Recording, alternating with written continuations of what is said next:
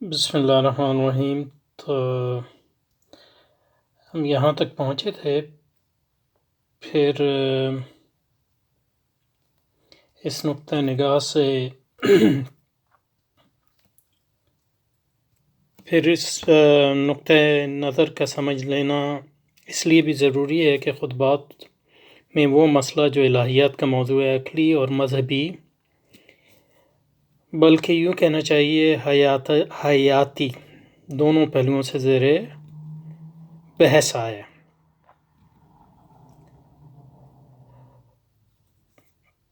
پھر اس نقطہ نظر کا سمجھ لینا اس لیے ضروری ہے کہ خطبات میں وہ مسئلہ جو الہیات کا موضوع ہے، عقلی اور مذہبی، بلکہ یوں کہنا چاہیے حیاتی دونوں پہلوؤں سے زیر بحث ہے۔ تو میرا اپنا تو اس میں نظریہ یہ ہے، جیسے اب دیکھیے ذرا پیچھے جاتے ہیں، الہیات یعنی مابعد الطبیعت کی اگر آپ بات کرتے ہیں تو اس کا موضوع کیا ہے؟ یعنی اگر آپ ارسطو ہی کو لے لیں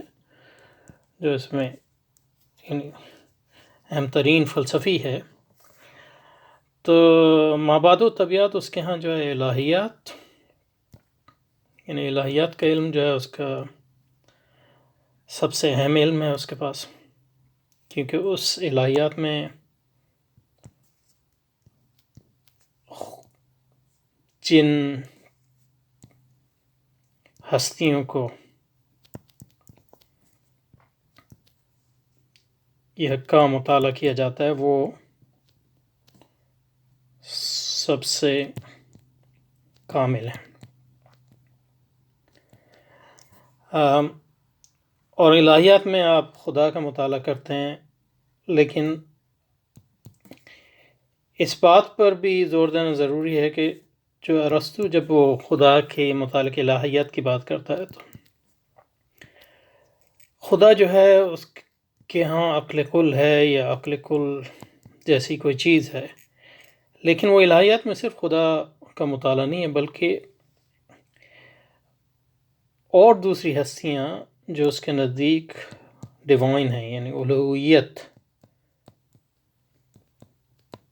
تو اس میں جو مطلب یہ ہے کہ آپ کے جو موجودات ہیں، جو سیارے ہیں، جن کو وہ سمجھتا ہے کہ وہ چار عناصر سے نہیں بلکہ پانچویں عناصر سے بنے ہیں، اور وغیرہ وغیرہ، تو جب الہیات میں صرف خدا کا مطالعہ نہیں کرتے بلکہ خدا جیسی دوسری ہستیاں جن کو وہ خدا سمجھتا ہے، ثابت اور سیارے، ان کا بھی مطالعہ کیا جاتا ہے۔ اور دوسرا اس کا موضوع ہے اور دوسرا اس کا حصہ ہے اونٹالوجی۔ اونٹالوجی کو آپ کہہ لیں وجودیات یا وجودیات، ہستی کا علم ہستی۔ ان دو یعنی اس کی مابعد الطبیعت کے جو مباحث ہیں وہ زیادہ تر ان دو علوم پر مشتمل ہیں، الہیات اور وجودیات۔ اور وجودیات بھی الہیات کا ہی حصہ ہے، کیونکہ آپ وجود کو دو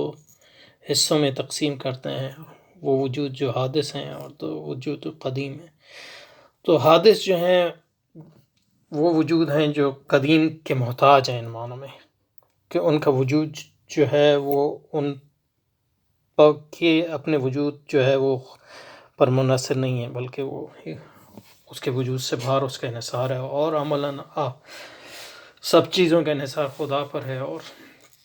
اس لحاظ سے وجودیات بھی جو ہے الہیات کا حصہ ہے۔ تو ان معنوں میں جب ہم بات کرتے ہیں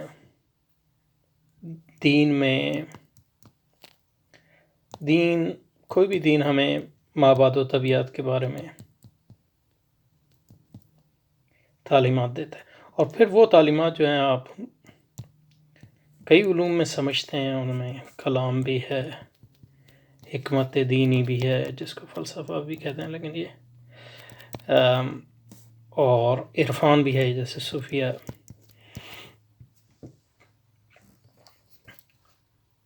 لیکن یہ سب جو ہے ان کی جو انفارمیشن کی بیس ہے وہ وہی سے ہے، ان دو میں، یا اگر وہی سے نہ بھی ہو، یعنی اگر صوفی کو کوئی ایسے تجربات ہوتے ہیں جو مابعد الطبیعت ہیں، تو اس کو وہی پر ہی پرکھنا ہے. یہی صوفی اور نبی میں فرق ہے کہ نبی کے جو علم ہے وہ یقینی ہے، اور صوفی کے جو تجربات ہیں اس میں مطلب یہ ہے کہ اس کا نفس بھی شامل ہو سکتا ہے، اور اس پر اس میں مطلب شیطان کا عمل دخل بھی ہو سکتا ہے. تو اس لیے مطلب یہ ہے کہ صوفی کا تجربہ ہے دوسروں کے لیے حجت نہیں ہے، لیکن وہ عرفان جو تجربات ہیں وہ ایمان کی تقویت کے لیے ہیں. اس لیے مطلب یہ صوفی اس میں سے کندن بن کے آتا ہے، تو جب پھر معاشرے کی طرف واپس جاتا ہے تو یعنی اسلام جو ہے آگ کی طرح ان معاشروں میں پھیلتا ہے، جیسے کہ ہندوستان میں. اس کی وجہ یہ ہے کہ اس نے مطلب ایک یقین اور عرفان کی وہ لیول حاصل کیا جو عام لوگوں کو حاصل نہیں ہوتا. لیکن ان میں یہ سب، ان میں کوئی بھی ایسا نہیں ہے جو اسلامی علوم میں 1 2 3 جو خود اس بات کا دعویٰ کرے کہ وہ سیلف سفیشینٹ ہے.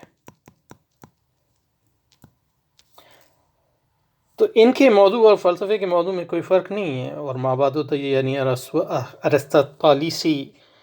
مابعد الطبیعت میں کوئی فرق نہیں ہے موضوعات کے اعتبار سے. فرق یہ ہے کہ ارسطو کا دعویٰ یہ ہے کہ وہ عقل محض کی بنیاد پہ ان چیزوں کو سمجھ سکتا ہے، اور ہمارا دعویٰ یہ ہے کہ عقل محض جو علم حاصل کرتی ہے مابعد الطبیعت کے بارے میں، فصلی وہ نور وحی سے مستنیر ہونا چاہیے. یعنی مطلب کیونکہ ہماری عقل اور ہمارے عرفان کو جو ہے، یا تو اس کی استطاعت ہی نہیں ہے کہ ان مابعد الطبیعتی چیزوں کے بارے میں انفارمیشن حاصل کر سکے، اور اگر عرفان میں آپ کو وہ ملتی بھی ہے تو اس کا تعین کرنا مشکل ہو جاتا ہے کہ اس میں کیا صحیح سچ ہے. تو یا تو آپ کی انفارمیشن وہی سے آتی ہے، یا انفارمیشن جیسے عرفان میں آپ باہر سے لیتے ہیں تو اس کو آپ وہی کتابیں رکھتے ہیں اور وہی کی روشنی میں اس کو سمجھتے ہیں. یہ چیز ارسطو کے ہاں نہیں ہے، یہ چیز ارسطو کے ہاں نہیں ہے. اور ان معنوں میں یہ علامہ اقبال کی جو کتاب ہے وہ الہیات کی کتاب نہیں ہے. وہ اس لیے میں نے جو کہا وہ کتاب ہے کلام کی،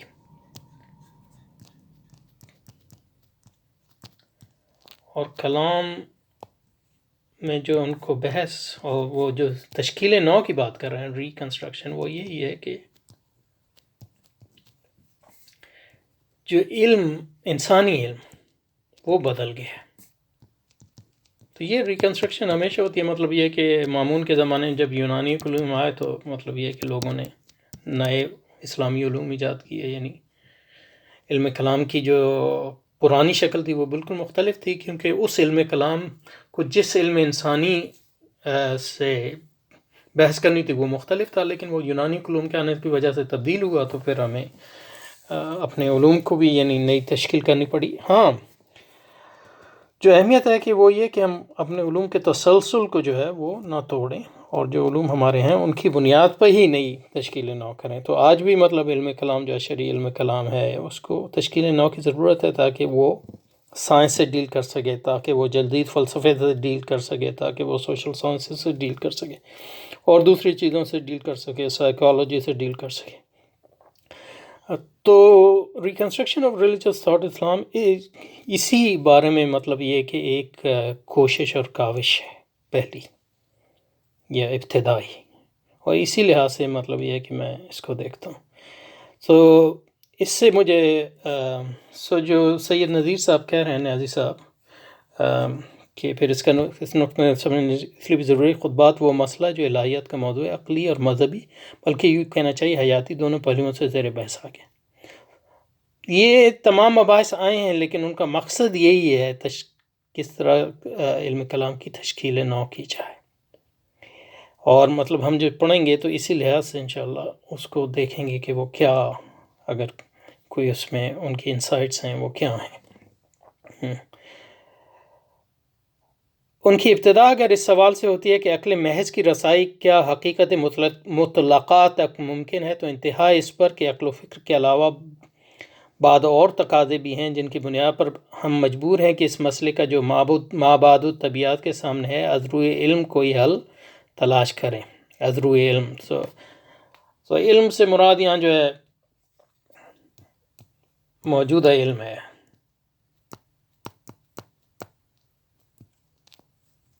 موجودہ علم ایک چیلنج پیش کرتا ہے ہمارے سامنے. اس میں دو چیزیں ہیں، کئی چیزیں ہیں لیکن دو چیزیں جن پر میں مطلب اس وقت زور دینا چاہتا ہوں. ایک تو یہ ہے کہ اللہ تعالیٰ نے جو وحی ہے جو قرآن مجید میں ہے اور رسول اکرم کی حدیث میں ہے اور علماء نے جو اس کی تشریح کی ہے اور جو ہماری تاریخ ہے، علمی تاریخ، تو وہ ایک الٹیمیٹ سورس ہے، یعنی مرجع ہے. لیکن جو علماء شروع سے لے کر کوئی علماء، یعنی مطلب یہ کہ رسول اکرم کے علاوہ جن لوگوں نے بھی ان وحی کو سمجھا، وہ اب عقل کی بنیاد پہ سمجھا، اور جو عقل ان کی تھی اس وقت، تو عقل فرد کی بھی عقل اور معاشرتی عقل، اور ان علوم کی بنیاد پر سمجھا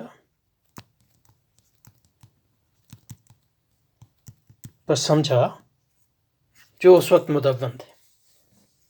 تو اس لحاظ سے اس لحاظ سے ایک اہم تفریق مسلمانوں کے ہیں نص اور تعبیر نص. تو نص تو مطلب یہ ہے کہ وہ الٹیمیٹ ہے، لیکن تعبیر نص جو ہے وہ ہماری ہے، اور وہ ڈیوائن نہیں ہے. وہ مطلب وہ جو ہے اس کی عصمت نہیں ہے، عصمت جو ہے نص کی ہے، تعبیر نص کی نہیں ہے. اور جو انسان کا علم تبدیل ہوتا ہے، اس کی بھی کوشش ہوتی ہے کہ اس کے مطابق جو ہے نص کی دوبارہ تشریح کی جائے، اور اس کے لیے علوم مدون ہوئے ہیں. یعنی کوئی عشوائی تبدیلی نہیں اس میں، مطلب جس کا مرضی آیا وہ جو چاہے، نہیں. اصول فقہ میں، علم کلام میں،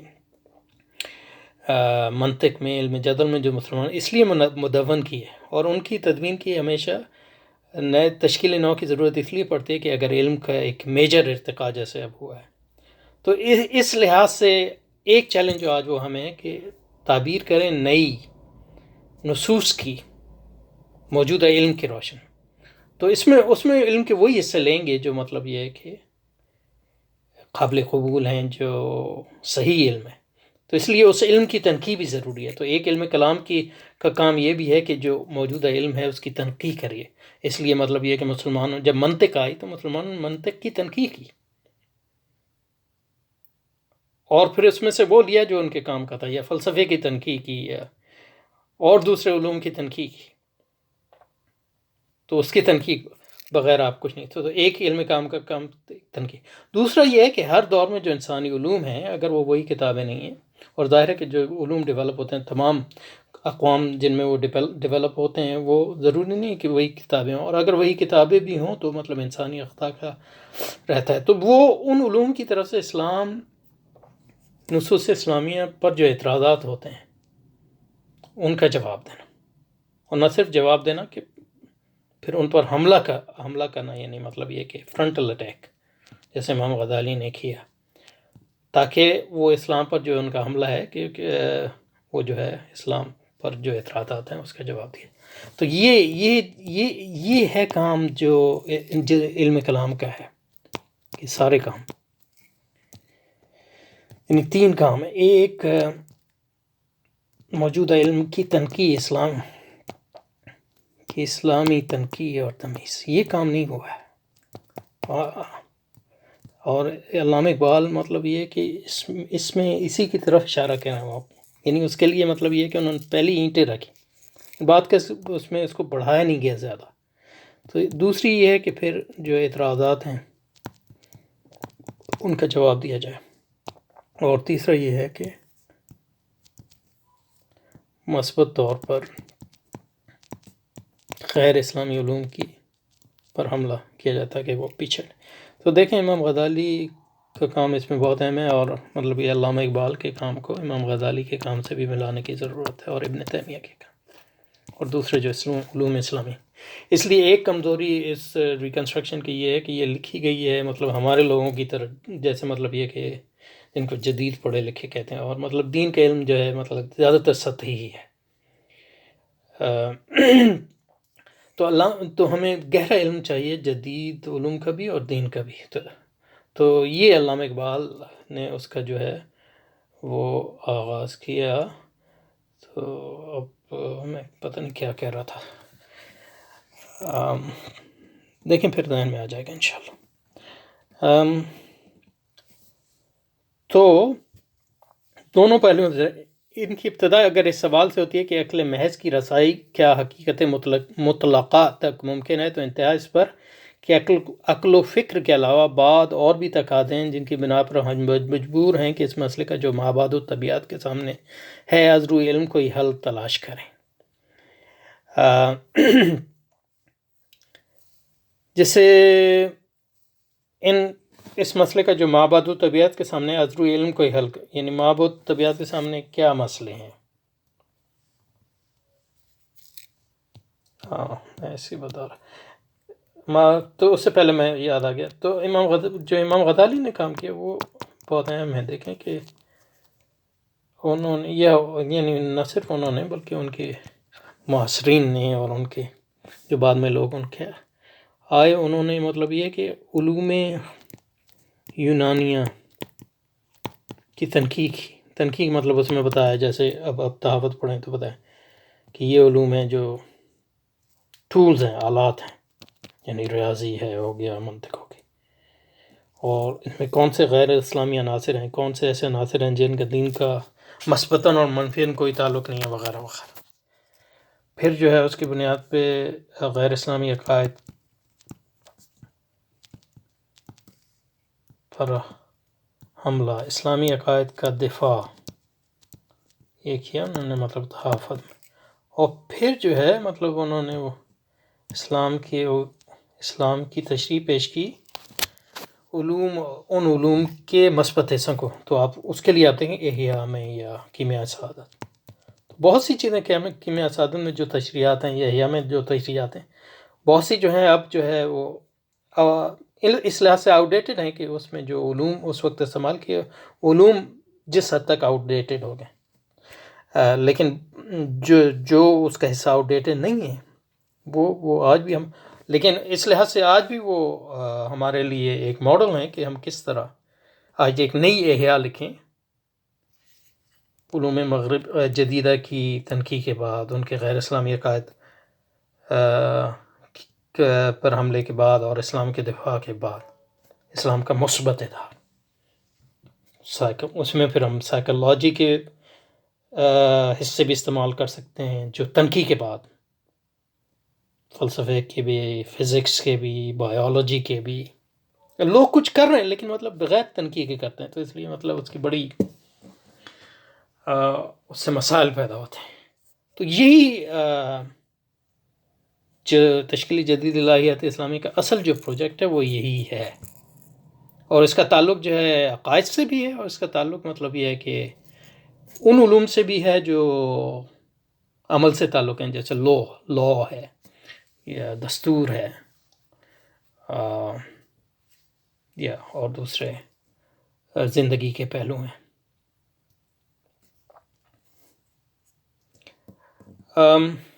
پھر اس نقطۂ نظر کا سمجھ لینا اس لیے بھی ضروری ہے کہ خود بعد میں وہ مسائل جو الہیات کا موضوع ہے، عقلی اور مذہبی، بلکہ یوں کہنا چاہیے کہ حیاتی، دونوں پہلوؤں سے زیر بحث آ گئے. ان کی ابتدا اگر اس سوال سے ہوتی ہے کہ عقل محض کی رسائی کیا حقیقت مطلقہ تک ممکن ہے، تو پہلا چیپٹر جو ہے اس پر بحث کرتا ہے کہ مطلب یہ کہ حقیقت مطلقہ تک پہنچنا، یعنی کیا خدا ہے، کس نے بنایا ہے، کیوں بنایا ہے، کہاں جا رہی ہے یہ کائنات، کیا سائنس اس کا جواب دے سکتی ہے، کیا جدید فلسفہ اس کا جواب دے سکتی ہے، کیا آج اسلام جو جواب دیتا ہے اس کو ہم اس طرح پیش کر سکتے ہیں کہ وہ حجت ہو ان کے لیے اور ہمارے لیے بھی. یہ سوال پہلے دو خطبات کا حصہ ہیں. For example